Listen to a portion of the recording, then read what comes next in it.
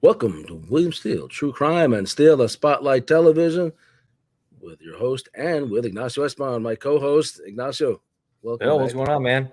Uh, Happy Friday, brother. Happy Friday, man, huh? Well, it depends on your perspective, I guess. But yes, every day's Yeah, a good day. Every day out of a I'm always prison cell. I'm always half glass full kind of guy.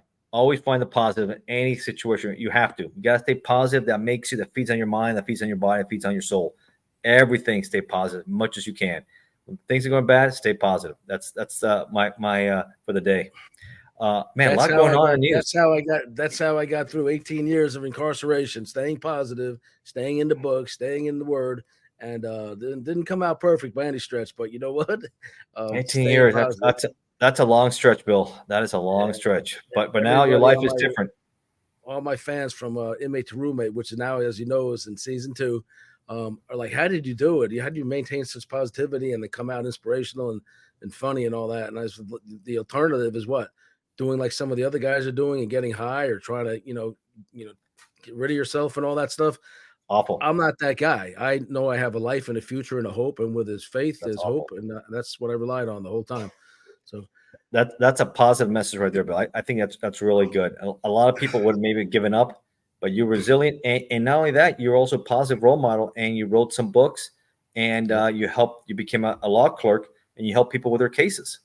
So that's yeah. that's really good. That's Yeah, really we're good. still working on cases of wrongful conviction. And before we really roll into the body of the show, I want to change it up a little where we roll into what we're doing real quick, though. I don't want to go long with this because then it's a little too self promotional.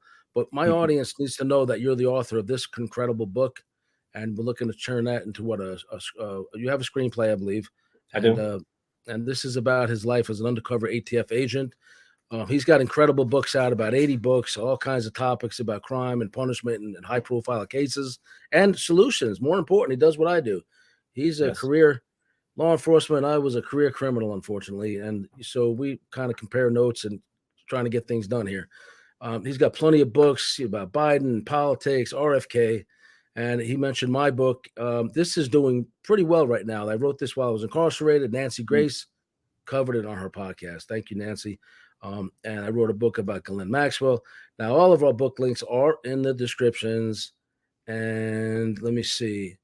One of the Check them things I out just on mentioned to you is Amazon, that, right, Bill? How about the yeah, bank robbery book? You got the bank one, I bank don't know if heist.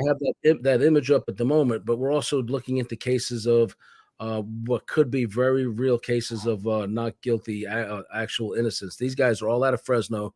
Um, the one guy, Dana Ewell, is one of the highest profile cases in the United States ever since OJ.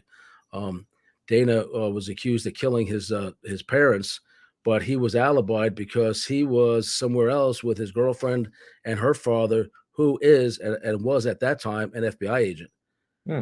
So an FBI agent said he was with us, and I don't believe this for 1 minute that he set this in motion or anything. But Oh, anyway, so interesting he's point. doing life. He's doing life in prison, even though he's got the FBI agent. He was Former. convicted in a trial. Yep. If you look up the Dana Ewell case, it's huge. Dave Reinhardt and all that stuff. So I know that's some things that you really and I take carefully too because somebody tried to con us, Dr. Scholl, Mm. about the nature of his case. Instead of just asking for help with his license, instead he went behind our backs, spreading lies and disparaging us and all that stuff. That's awful. That's awful, And Bill. so we're doing this. We're doing this is from the new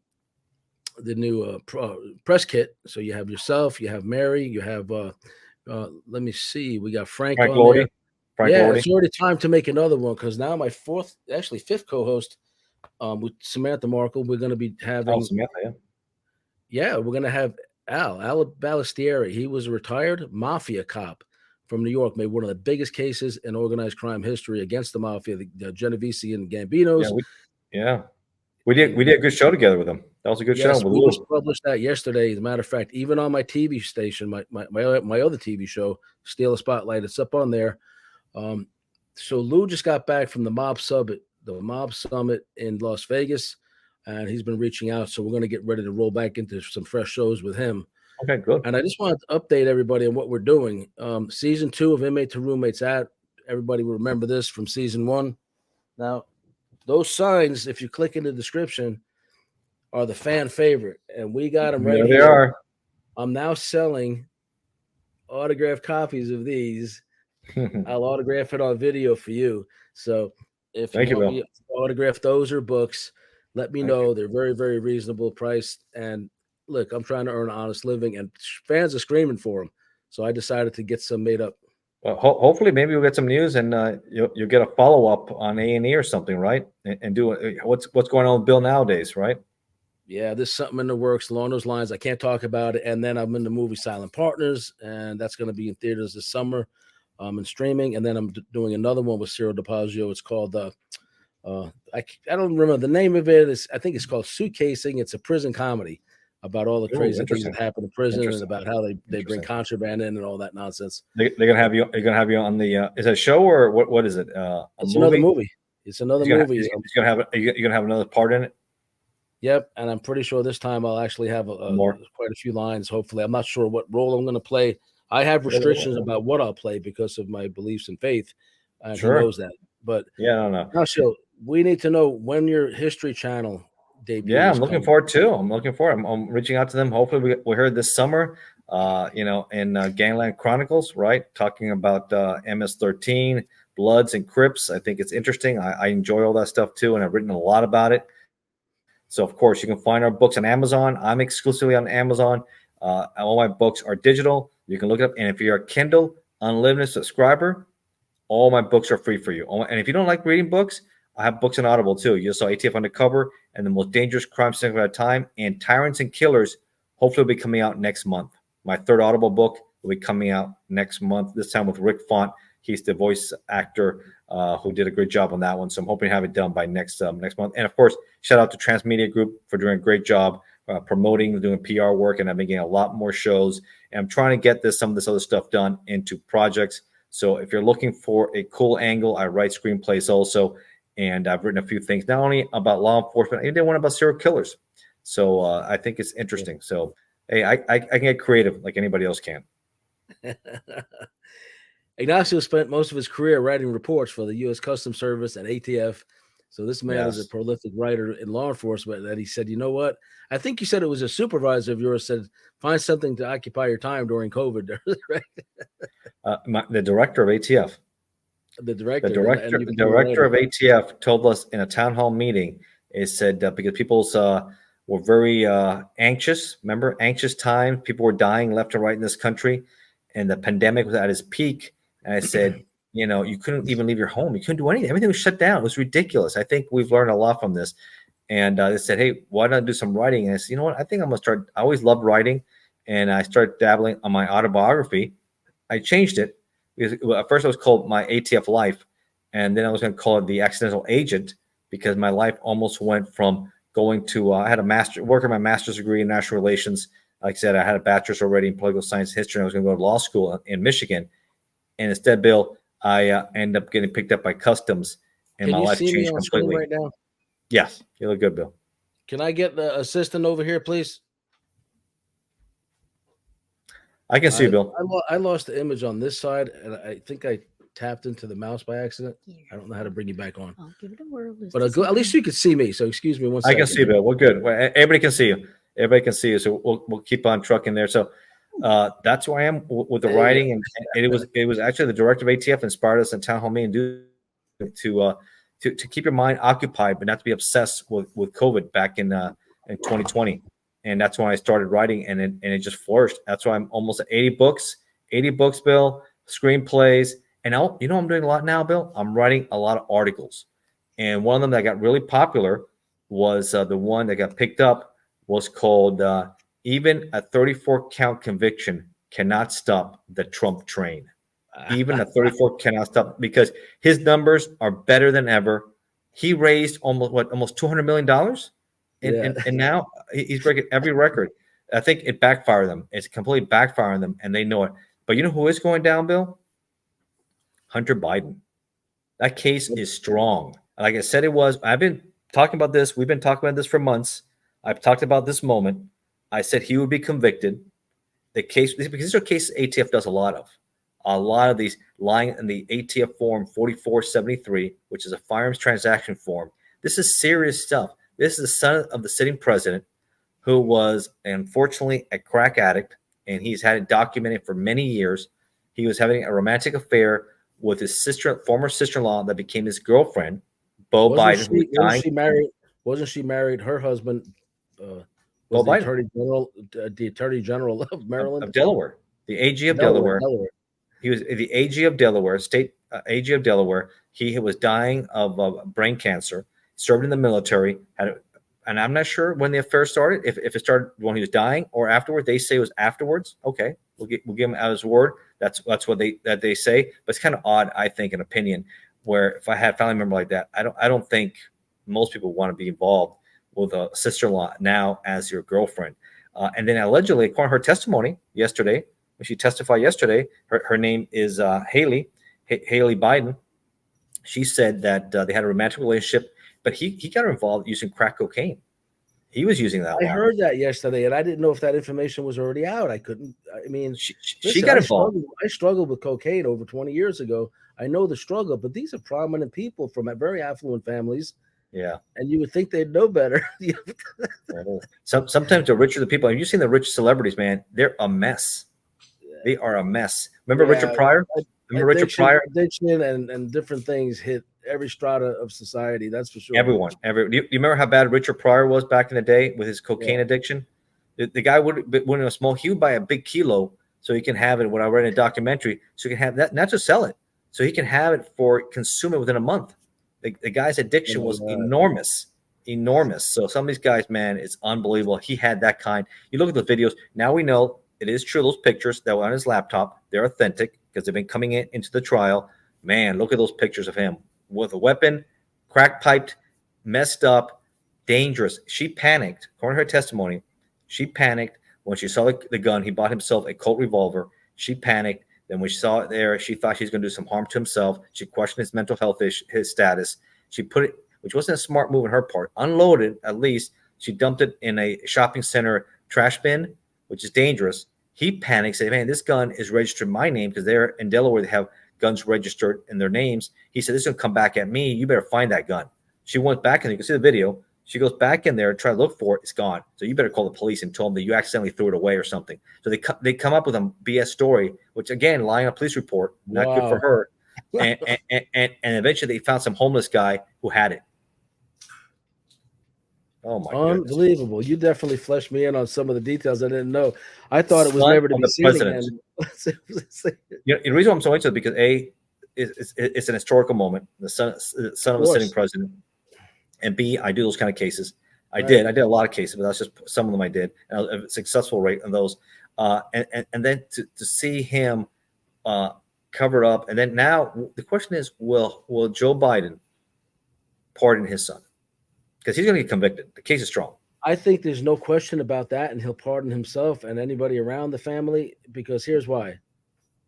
Hunter Biden's charges are all federal. That's where the president does have jurisdiction. So all they're doing is spinning people's wheels to look at that, not look at how incompetent the president is with his mental decline and his actions, his deliberate actions to sabotage everything that's good about this country. You're inviting in our enemies, like en masse, like by the millions, people that do not share our values, and all they're doing is marching in the streets, tearing down our society, and assaulting and murdering our citizens. So what is wrong with this party? They act on emotions and not on intellect, not on, let's help everybody. Yes, but you don't invite in people that are sworn enemies. You just don't do it. I mean, no, the border is a big problem. And what a joke now at the end. He didn't finish the wall. He said not 1 inch. And he said right at the beginning will be built of the wall, not 1 inch. They said, oh, maybe we should now. But it's a little too late, Joe. It's a little too late. And then he says, well, asylum seekers can't seek asylum in the United States now. Well, Joe, it's a little too late again, Joe. You're doing this only to appease the moderate voters who are trying to win and squeak out an election, which you're getting crushed now. And when you put RFK Jr. in the mix, it is bad news for Joe Biden. And on top of that, it's not just RFK Jr. You have the Green Party, and you have another party involved there, which is really hurting the Democrats. Republicans have been solidified with their base. I don't see that with the Democratic Party. I see Joe Biden being one and done. Like I said before, a year and a half ago, one and done Joe. He's going. He makes Jimmy Carter look like a superstar. That's how it is right now. He makes Jimmy It's Carter look amazing. like It's amazing how when in his lucid moments, probably after a long nap and some medication to give him a little clarity for 10 minutes, yeah. he'll get up there with a straight face and with his cronies and with that the black woman who's a speaker, whatever she is, the press secretary. Yeah. They'll get up there and lie through their teeth. Lie through their teeth. The They're whole liars. country sees their lies. The They're border liars. is secure. Are you kidding? Are you not listening to anybody in Texas who's dealing with it? No, it's not secure. People are dying because of their decisions. Millions of people are coming in that are sworn enemies of this country. I just don't get it. And then they have the nerve to blame Trump and the Republicans. You've been in office 3 years. None of this has happened before you got in office. He reversed all of Trump's executive orders, and immediately they were flooding the border. So he can't three fool and a half everybody. years. He's been 3.5 years. It's going to be out. It's going to be the worst 4 years we've seen in our lifetime, if not in this country's history. And then you add insult to injury. You add fuel to the fire. And now Mexico has elected, the first time in history, a female president, which is fine, Jewish president, which is surprising, 95% Catholics in Mexico. And her story, her name is Claudia Sheinbaum, very intellectual woman. She has a PhD in science as her strength. She was in the academia world. She then got involved in politics, what have you. Her family are Jewish. They came back to Mexico in the 20s and 30s from Lithuania and from Bulgaria, escaping the Holocaust. Interesting, great life. But what I don't like about her is she's going to continue López Obrador's socialist policy. She was handpicked because she will continue everything. She wants to expand the welfare state. She wants to expand abortion rights, which is awful, which means murder for babies, which we don't want. Anybody who has any sort of conscience, I don't understand the liberals, how they're okay killing babies. That's okay, but let's get the mass murderers, serial killers. Let's keep them around for a lot longer. I could never understand that either. Even when I was a law clerk, I couldn't understand that because as much as if something happened to a family member of mine, or a child of mine, you'd want that penalty. I definitely don't support it as a matter of faith. But so it's a very difficult issue. I get it.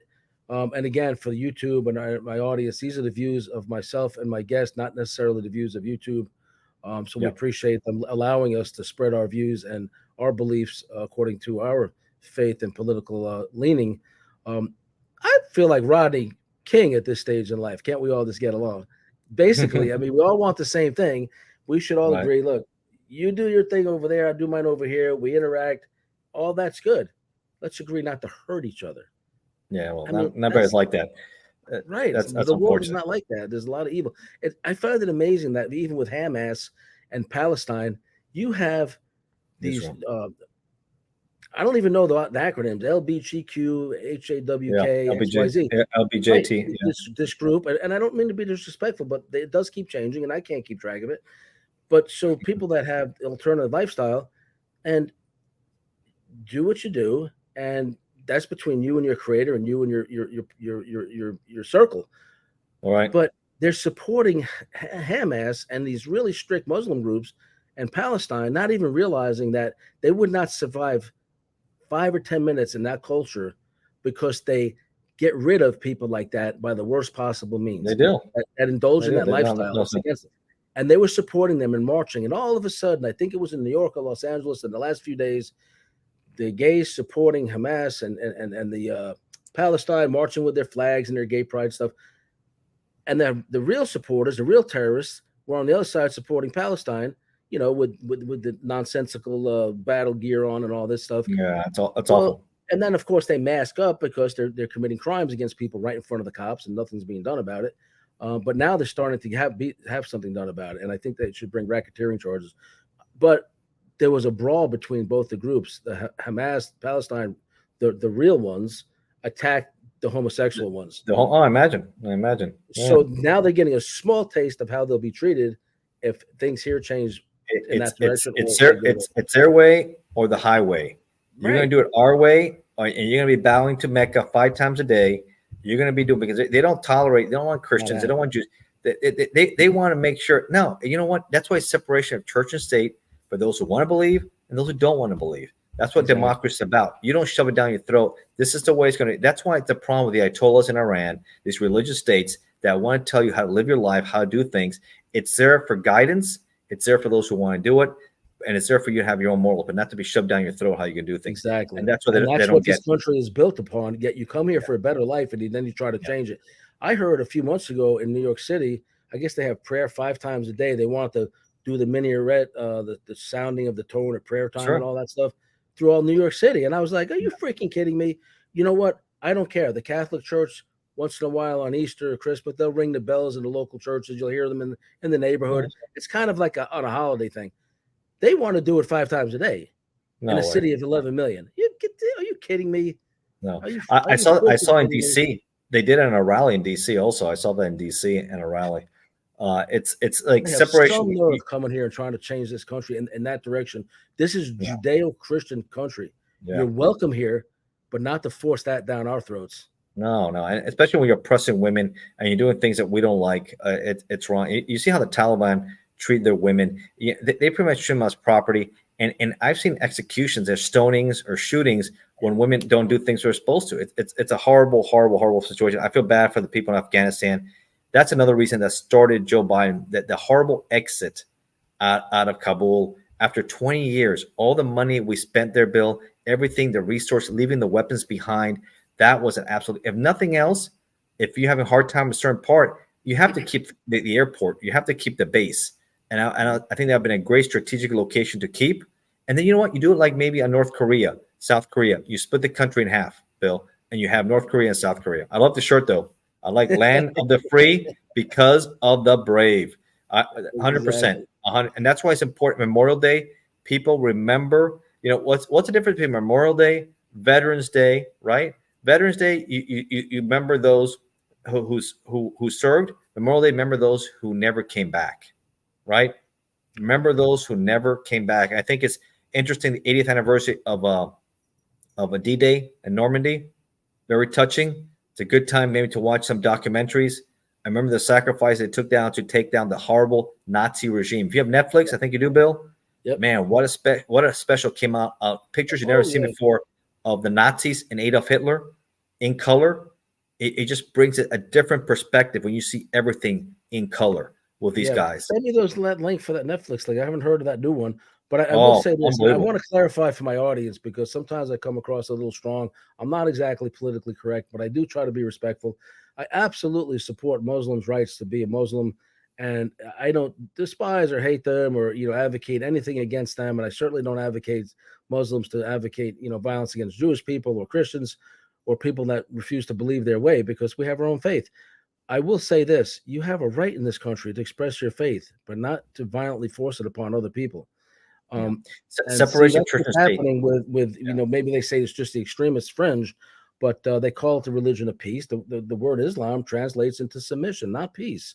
So I don't understand where the confusion is coming in, but I know that Satan is the author of confusion and the father of the lie. That's what the Bible says, and I tend to believe what it says.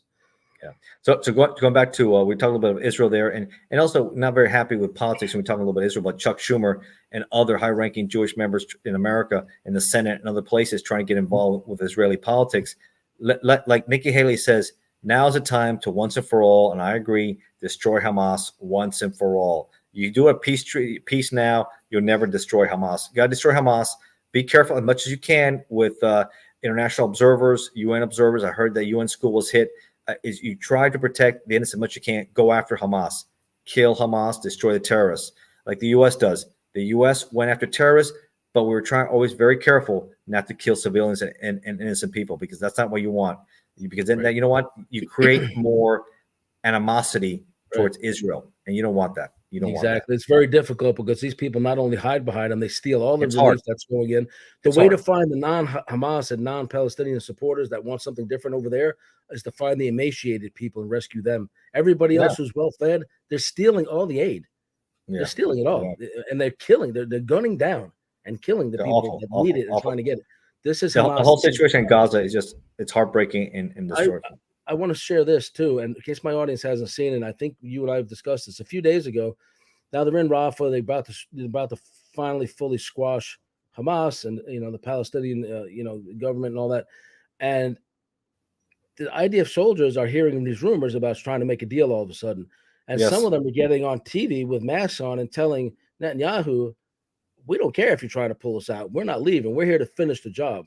We're here to finish a job. And That's they what said, we people saying. respect you, Finish your job. we love you, Finish your we job. love our country, but this will never happen again. We're in here to finish a job. Do not order us pulled out of here. We're staying to finish the job.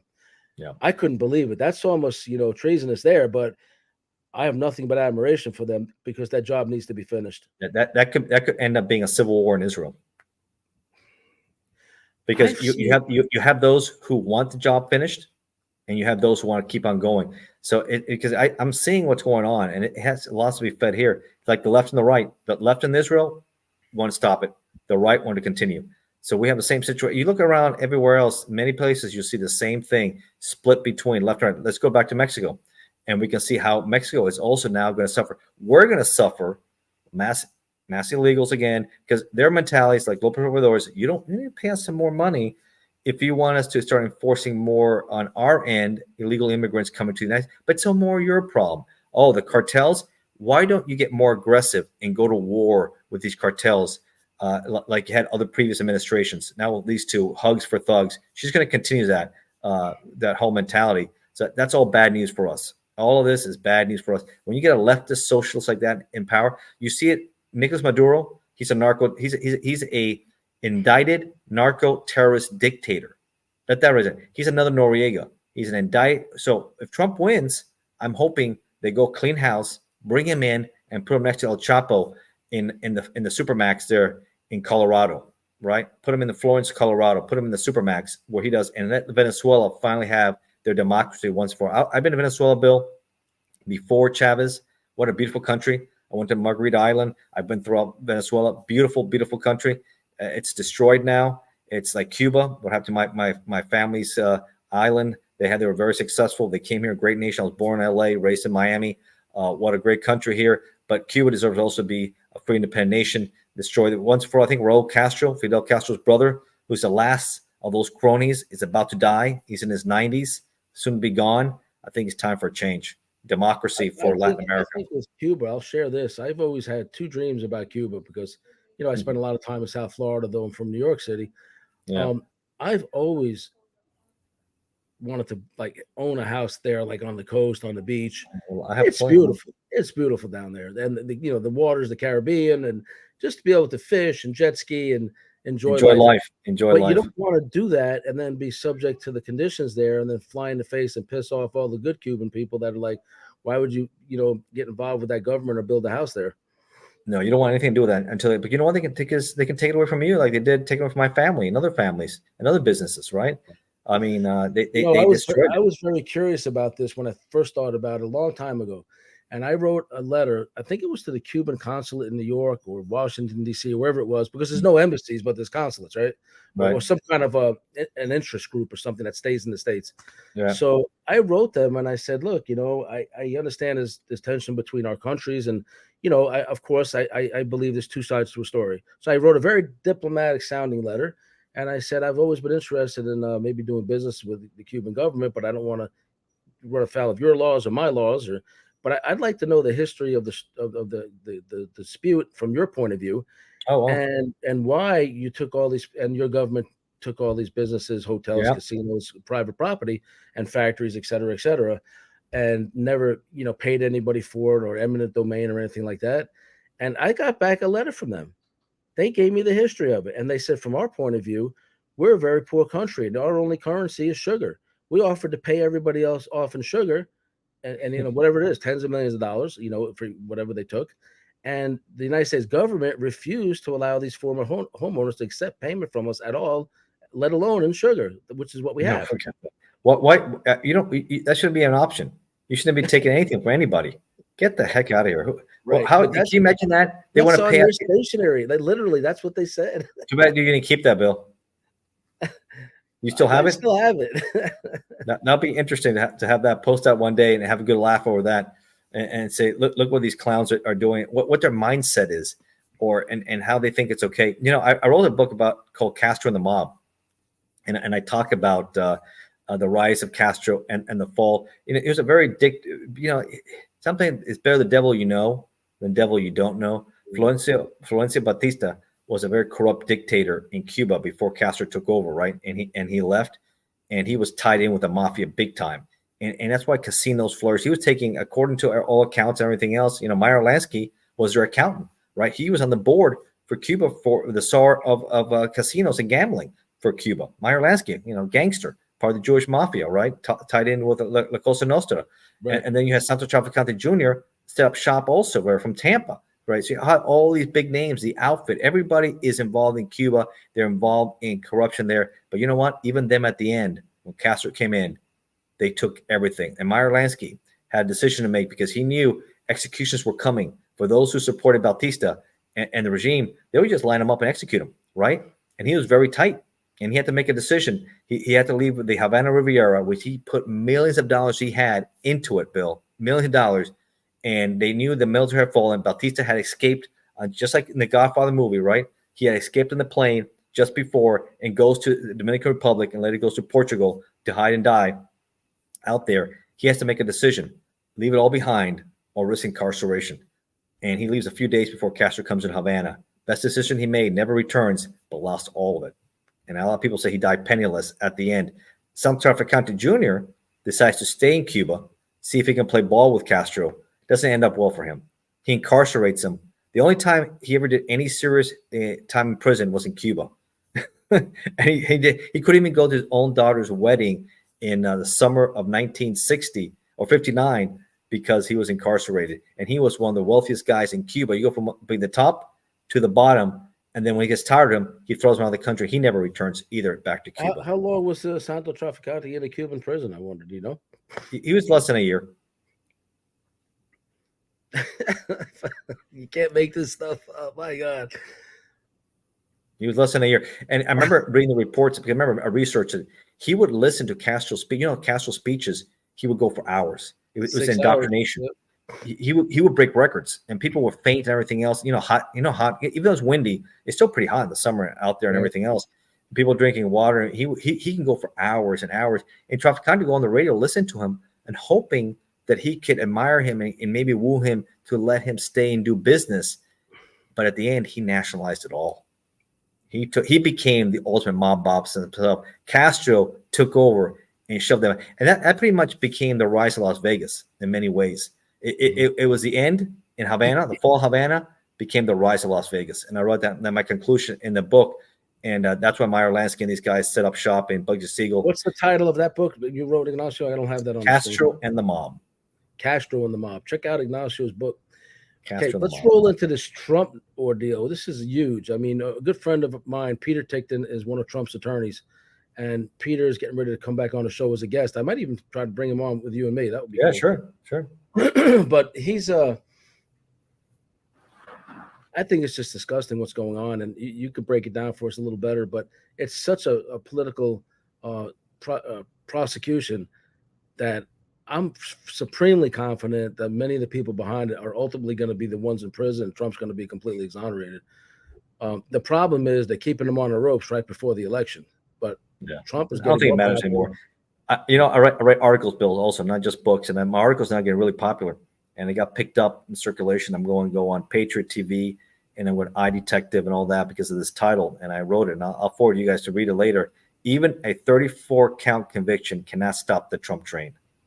Cannot stop the Trump trend because his numbers keep on. How much he raised? Over $200 million so far since the conviction. Even though he's on paper a convicted felon now, and for a lot of people think for paper violations for allegedly paying Stormy Daniels hush money to be quiet of his affair with her. It's still this real crime being committed in New York City, right, in Manhattan, and they went after a 7-year-old conviction. A lot of people thought it was dated, that the statute of limitations had expired. I don't know what, man, this is unbelievable stuff. And I still think Hunter Biden's case is a lot more problematic than Trump's, for sure. Violence, guns, addiction, problems. I mean, it just reeks of that family. It's an indictment of that family and how they live their lives and the dynamics in there. I think he gets embarrassed. And we'll talk about pardons. I think he does pardon his son. Of course. This is a distraction. Let's get it off the table. Go through the trial, get convicted. It'll never be on your record permanently. I'm the president. Yep. I got you, son. And he's going to disgrace himself further. They either disgrace themselves enough. What kills me is this family is so corrupted. demonstrably so, and so just incredible. And they just get up and lie repeatedly, and they have the nerve to disparage the Trump family and the Trump children. Well, you've never once in the history of that family read anything remotely resembling this. Yes, there's been a few issues with Trump here and there with women. Okay, somebody his level of wealth and fame, I'm sure women throw themselves at him. He does what he does. I don't necessarily condone that, but I can definitely understand it. Sure. And I think people in this day and age kind of understand it, and even women support him because he's a good leader. He's a good businessman, and he takes care of the people around him. His policies have been successful. Look at how strong the market was. Look at the border being secure, law and order, right, Bill? Law and order. You can't have the criminals just get out. And I'm hearing horrible stories, Bill, and seeing around some of these blue states, you can't defend yourself. Yeah. It's awful, awful. I was just interviewed by Marty, and I can't remember his last name right now, and out of the Manchester, UK. And if you can, he said, maybe reach out to him. I'll finish information. You reach out to him to do his show. He's doing really good. He did a show with what was the other British guy you did out there? Sean Atwood. Sean Atwood. Yes. So and Francinci. Yeah, friend of Sean, all that. Hopefully, I get back on his show. I mentioned, and he said, try and get me on his show also. So that'll be good. They can't have any weapons, Bill. We were talking about gun control, difference between red state, blue state. Said, man, I think UK is all blue. You can't have anything, and the criminals have everything. I said, how do you live like that? Well, you can't have anything to protect yourself and your family, and if they catch you with a weapon in your house, boom, they hammer you. They make an example of you. That's unbelievable. That's why it's a great escape. A lot of criminals have weapons here, because I don't really understand the political reasons, but we have the right to bear arms here unless you're proven that you're irresponsible, like you're Second Amendment. You're a felon or you're mentally ill. And I even think that nonviolent felons should eventually get their rights back. That's one of my beliefs. But I think if you're not a repeat offender, yeah, there should be a certain amount of time to prove yourself in your new life and all that. But yeah, so it's very strict here as far as those two categories, but it's justified. It is justified. But these are law-abiding citizens who can't have any weapons, Bill. No. That's you can't look, because you know what, the criminals know that, and they pray, and that's why they see the violence. It's easy to get. The Canadians, Trudeau, it's another guy, which is we're surrounded by two socialists, right? We got Trudeau, and now we're going to have Lopez Obrador, and now Claudia Sheinbaum. And it's really, really a bad situation like that, because we have to fight with NAFTA, and they have these policies where, they will have open trade, but they really don't care what floods in our country, and that's not good. That's not a good partner. That's not good at all. You have to really help us combat. Yeah, we need treatment. We agree with that. We need more treatment for these people who cannot get over the fentanyl crisis, or the cocaine crack addiction, or the heroin addiction, or the pill. Yes, all that has to come together, just like alcoholism. People need to get help and treatment, because if not, man, this country, like they say, like Nicolas Maduro said, and he got picked up on a wire, they want to weaponize cocaine and these people to make America fall like a rotten apple. Now, because I've been tied up in the criminal justice system for many years, and I did struggle with a cocaine addiction many years ago, and now I try to teach people not to follow in my footsteps. That being said, I remember the history of this probably as well as you do, because as long as you've been in law enforcement. It used to be the Republicans that were tough on all kinds of crime, no matter what you did, even drug addiction, nonviolent. You got slammed, you got enhanced sentencing, blah, blah, blah. The Democrats were kind of the ones that were softer on the nonviolent stuff. Give them a chance, give them treatment. Right. It's a disease, not a choice, So there's that argument, and there's argument to support both sides of that, right? Right. So it's come like to a ridiculous point where the Republicans has finally opened their eyes to realize it's the nonviolent and the drug addicted that you give a chance to, with conditions. You put them on conditions, right? Okay. If they violate, then right. Maybe even they get a second and third chance, but as long as they're not hurting anybody, and you work with people, you don't destroy lives and strip them from families. Like in my case, I did over 18 years for nonviolent crimes. I mean, come on, it cost me relationships with, I'm not going to go into details here, but family relationships, inheritance is very heartbreaking. And yet people who don't talk to me because of that, they admire celebrities who've been to prison themselves for the same things. And I'm like, I'm your relative and you were part of the problem, not my children, but other relatives. And yet you admire and buy tickets to these celebrities who've been through the same struggle. I don't get it. But now I get it now. It's financial, because they ripped me off my inheritance. But it used to be the other way around. It used to be the Democrats were a little softer on the nonviolent, and everybody stayed away from the violent stuff. I think most people realize that people who have addictions need help, right? Yes. People less time, but people who are violent, repeat violent offenders, those are the ones I did cases on. I did a lot of big cases on those kind of people. I know you and did. Those are the ones that get hammered and they get a lot of time. They need to get a lot of time because you know what? Yes. They don't change. They don't change. Many of them will never change. And so that was always the thing. The Democrats were softer and let's go a little easier on the nonviolence, get the people treatment. The Republicans weren't really with that, but they are now. They really are now. And Trump's an example of that because when he was president, he pardoned more people than any president in history that were nonviolent marijuana offenders in the federal system. Now, I don't smoke weed. In fact, I don't really agree with weed, but I don't knock anybody's right to smoke if they want to get high. I think it's less destructive than alcohol. I think. I mean, it's a bad. If you're doing both together, it's a bad combination, though. Yeah, and that's a problem we've been seeing. People have a really bad. If you're smoking, you like to see people smoking and drinking a lot. That really messes up this a lot because THC is so strong now, Bill. It's not the weed that you saw in the 60s. This stuff is potent. And the combination of alcohol and the high THC, it is a bad combination. So people have to be careful. You know what? You still go in jail for being impaired, for driving. It's the same consequences as driving. The only thing is now, I think if you're going to do any of that stuff, do it in moderation. It's not my thing. I'm not a smoker. I don't like it. I maybe smoke a cigar on occasion here and there. Let me show you my Arturo Fuente poster right there. You can see that. That's it. So that I do enjoy a good cigar on occasion. But I do not like it's just I don't like getting high like that. I like to be clean, sober. I enjoy working. I enjoy writing. I enjoy doing all this stuff here. And I hope people have a passion, find something they can go on because just getting high all day, it's not a life. You know what it also does? It kills your drive. And that's not something you want. And people say, oh man, but it's fun. I'm young. I can do this. It has consequences. With this whole weed situation, imagine me. I come into a time warp. I never used a smartphone, never sent an email, never used the internet, never used social media. 18 years incarcerated, right? Now I'm using all of them. But all the weed laws changed to various degrees in different states. So I found myself back in New York City a few months ago for the screening of Silent Partners, the movie I'm in. Not a screening, but a film festival called Dances with Films. Anyway, as I'm walking around my hotel, the streets of New York smell like nothing but weed right now. Oh, wow. I could not believe how overpowering it was everywhere you went. I was like, I felt like I was like in an illegal environment. Like, no, it's been legal here for a few years now. And I'm like, I know that, but it's just surreal for me because I stepped out of a time warp. You know, Shane Coyle went out to, child safety soldiers. Shane and I are going to be doing some stuff together still. Yeah. We did a show together with Shane. Remember? Yep. He's in Santa Cruz right now, California. They went out there to get one predator. Good. They ended up like 4 or 5 cases. One of them's a public official. Another one's a school teacher. He's on the news constantly right now. Shane's constantly in the news. He's getting tons of coverage. He's doing great work. Shane, shout out. But he said to me, he says, man, you wouldn't believe how California is. Santa Cruz, he's there right now. He said, everywhere you go is a smell of weed. He said, I'm sick of it. No, I don't like that either. You know, it reminded me of, Bill, before all this got legalized, when I went to Jamaica and did some work out there, training with government officials.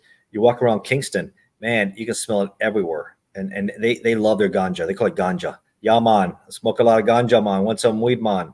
So it's unbelievable. I think this person who makes the most money is somebody who makes a genetic strain of that stuff that doesn't have that overwhelming smell that the rest of us don't like when it burns. I don't like any of that. It actually smells good when it's in its raw form. It actually smells good. But they say you can also have it without the THC, right? You have marijuana with the THC and without it, especially those who have medical use, so you don't get high. But you know what? They want to get high. There's a woman here that's from California, South Florida. She moved up here from Aventura, her and her husband, and then in California, and she started one of those medicinal anti-inflammatory things. Okay. And we're discussing a possible collaboration. She may come on as a sponsor, steal the spotlight. However, I need to really look at how I feel about that as far as like, is it truly medicinal? Is it a get high component? I don't know. And the legalities, because for her to be doing that, it's completely legal here, but not recreational. so she doesn't do that aspect of it. But so we met and we talked the other day, and I think I don't know. Still, a spotlight is on a cable station, and this is I have a wide audience, and I think for medicinal, a lot of people accept some of the properties of THC at this point. I have to do more research on it. If anybody knows, send me some comments. I know it helps people who are suffering a lot from chemotherapy. They open up their appetite so they can eat a lot. Glaucoma, it helps a lot with glaucoma, because I did a show with some of the guys who were doing weed, and they're a big proponent, and they asked me to come in and talk about things, because I was for people getting the treatment and help they needed, right? And I said, listen, I don't have a problem with it legal for small recreational use and for medical use. So I'm on the record for that. And Virginia here, it's legal for both. I think Florida, they want to make it now for recreational use. And if you look, most of the country has it for medical, and a lot of it has it for recreational now. So that's where I think it's going. But you don't want it, though. That's awful. It has to be like smoking. You know how bad it was when you'd be on airplanes or you would go in a restaurant? You have to have a section away, because I don't want to smell that. I don't want my daughter smelling that. I don't want your family with that, right? It's awful. And depending on the concentration, you can get a contact eye. So listen, let's roll into a couple of quick things so we can definitely leave room for trailers and book trailers. Yeah, man. Yeah, it's a good show, Bill. Let's we're going to talk about Trump Buc-ee's. and Fannie Willis. Oh yeah, Fannie Willis too. Fannie Willis, really quick. Case has been indefinitely suspended. The Supreme Court of Georgia, 3-panel judges indefinitely suspended the case based on further investigation of what she lied about, her relationship with Nathan Wade, when it started, and how much she made, how much they paid Wade, and how about these vacations around the world. Unbelievable. At the end, like I said, Bill, she'll be disbarred, and she's the one that's going to be doing time for lying under oath and lying in her affidavit.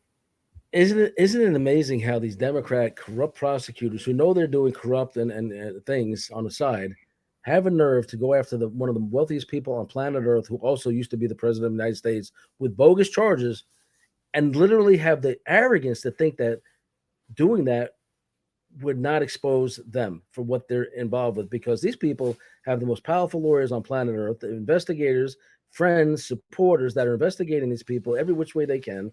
Do they really think that these things were not going to be uncovered? I mean, the arrogance of these prosecutors is unfreaking. And she has other issues too, Bill, coming up there. I guess allegedly she misused some of her campaign funding, so she's had also. So there's a lot of stuff going in there that she's being investigated. And she's now also being investigated by the Senate from the state of Georgia also. So it's a lot of stuff going on that we're going to see investigation-wise for her. She's in deep trouble. I think both of them will be disbarred.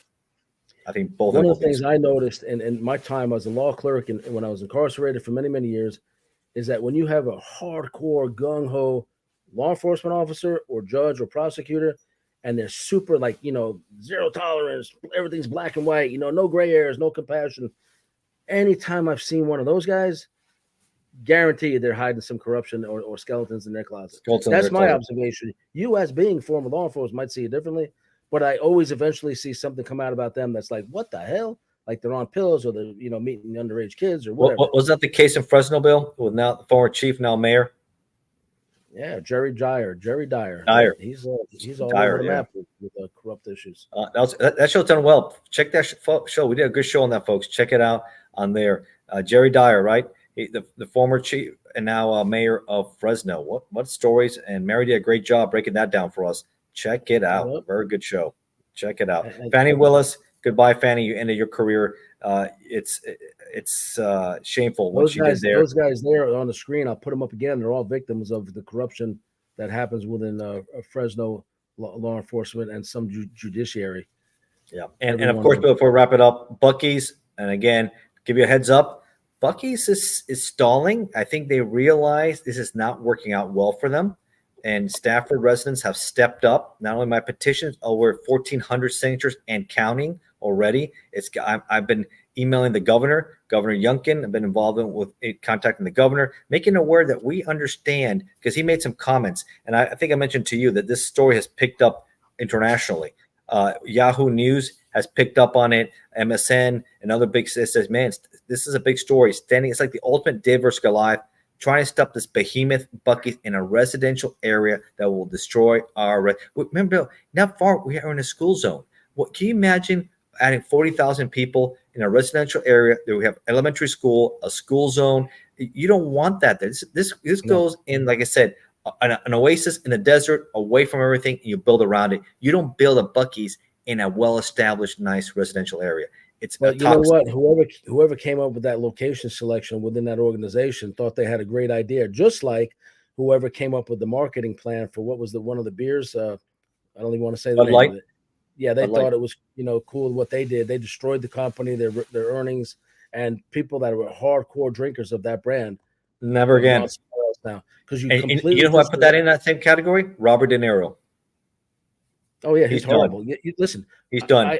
I say you have a right to your lifestyle. You don't have the right to force it on the rest of us. Beer, I don't drink, but beer, if you want to have a barbecue or fun or go out with friends or whatever in the house, drink it, have your fun. But why link it to politics or to your sexual lifestyle? I don't get it. I think they should. Was a good idea. Yeah, I think they should have stayed with tastes great, less filling. I don't know what happened to that. That was pretty funny with those commercials. And that was a hit. They made. And that was a hit. I don't keep here. Here's advice. Anybody listening who's doing advertising, from guys who like products, keep it simple. Stay out of the politics of it, and show how good the product, and give it good value. If you give me a good price beer that's good, we buy it. I'm not buying beer because of some clown who's endorsing it. Right, right. That's it's interesting. It's interesting if it's a generic commercial where they're not talking about their personal or political beliefs, and they're just like, "Hey, wow, that celebrity drinks that. Let me give it a try." That's different. But no, they veer off into these very personal areas that. Yeah, but in the one case, only less than 1/10 of 1% of the country even accepts. And oh my gosh, they put tens of millions into that marketing campaign, and it destroyed the entire company. Yeah, but the problem is you hang your hat on a celebrity. That celebrity becomes a soup sandwich. Then there goes your product. Right. All right. So Trump got convicted, 34 counts. Bill, I'm gonna make some faces here so we can use this one. You can use this one too, Bill. Robert De Niro. What happened? Now he says he's leaving the country. Okay, well, you know what? You're not happy here anymore. He says he can't work. Oh, you saw Kevin Costner dumped him from the major project, $30 million. He said, well, you know what? In hindsight, it was a pity role for the guy, but now we can't deal with him anymore, so he's gone. Yeah, and so he'll leave the country. Maybe if he's really wants to check it out, he can go live in the Palestinian territory. Go to Gaza. Go check out Gaza. See how that works out for you there, Bob. Right. He made his career and the love of all his fans because of his incredible acting skills. But I've never seen such a big loser in my entire life from his comments. For my audience, Robert De Niro went public about a week ago. Yeah. During the Trump jury deliberations, and said, if Trump's arrest wins the presidency again, what do you say? It's the end of the United States or something? He will never give it up. It's going to be a dictatorship. He won't give it up. He'll stay in power forever. It's the death of the United States. Something so over the top and untrue and impossible, Who's he fooling? What does he think he's talking to? He got booed. He was embarrassing, and it was because the Biden administration, I think, asked him to come on. But he's a clown. He's a fool. He's washed up, and I'll never look at his movies ever the same way again. No, never. I thought he was, just down the middle, decent guy. No, he's awful. He's awful. I do want to circle back real quick before we wrap. So yeah. We forgot to put this up on the screen. There goes our friend Louis. Yeah. Former mafia detective. He is ripping the lid off all things mafia in New York City like nobody's ever done before. He's finally coming out of the shadows. Honored to call him a co-host for my new segment called Mafia Mondays, which we're going to get more and more of. And then my show, season 2 on A&E Network. If anybody's seen this is where I have tens of millions of fans. If you watch this show, I would love for you to come over here and become a subscriber. And this is one of the scenes, these rules I was subject to when I got out of prison at the people's house I was living with. And it became huge, and I'm really humbled by the experience. So come over here. And the funny part for me was no meats for Bill. No meats for Bill. The meat police. And again, everybody, my books are now available, autographed copies. And that rule board that you saw, this is a fan request. Fans asked that I make them into, posters. This nice, is Bill. more manageable than this gigantic thing that was on my wall. But I now have these exact replicas of that I will autograph and sign on video just for you, my fans. and they're very reasonable. They're $12, and here's why. Bill's house rules, man. They're classic. Bill's house rules. Yeah, I've had people now wanting to buy these. They have a loved one coming home from prison. They want to hang these on the wall, as a joke, and say, "Hey, you got to follow these like Bill had to do." Especially, man, they really had a nice color for you when you went in there, huh? Yeah, can you believe it? So the other thing, I have people wanting to put them in the bedrooms of their children, like, "Hey, stay out of trouble, stay in school, or if you get in trouble down the line and get out, you might live with a crazy family who'll give you these rules." So the fans are buying it up, and I'm so grateful for their support. I'll give you guys a link in the description how you can buy those. Just contact me anyway through Facebook, Messenger, or William Steele, official William Steele at iCloud. Right there. And those who want to reach out to me, I've gone to shows and what have you. Facebook, message me on Facebook, Ignacio Esteban right there. I'm all over Facebook there, LinkedIn.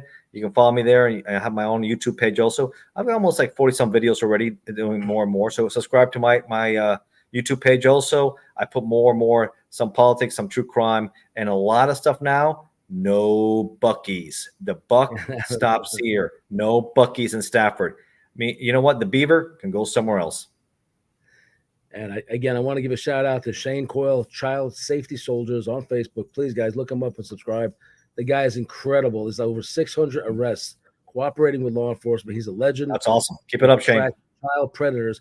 He just had, and just like the last 2 days, I think it was 4 or 6 more arrests in Santa Cruz, California. He's been all over the news, doing great things out there. I'd like you to support him, and he supports this channel as well, and he supports myself and Ignacio. He's been on the show before. And with that being said, anything else we haven't covered? No, we're good, Bill. Let's do it until next week, until next time.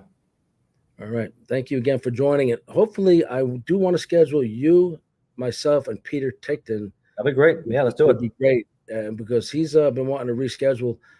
Again, one of Donald Trump's attorneys. Peter's a dear friend of mine and has helped me even when I was incarcerated. So Peter is a legend. He's a lifelong friend of Trump's and his attorney. They went to New York Military Academy together when they were in their teens. All right, everybody, thank you for joining.